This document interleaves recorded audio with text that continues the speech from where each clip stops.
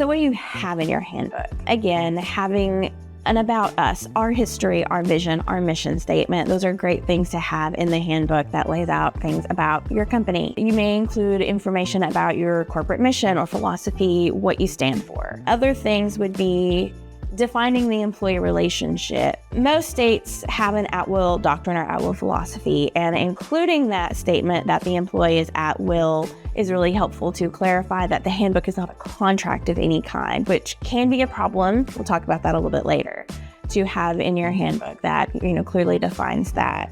You'll also maybe want to define and clarify what you consider full-time or part-time, as those definitions are a little bit more fluid.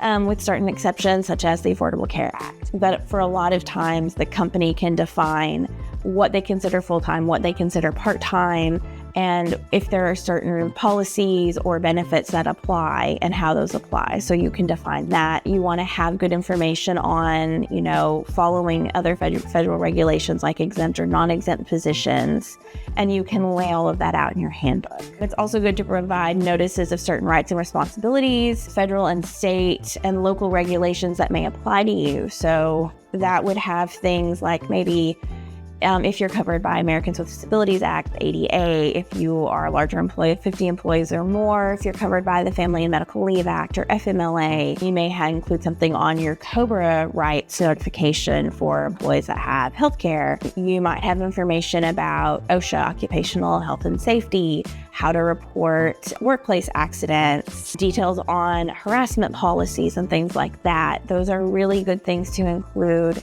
in your handbook.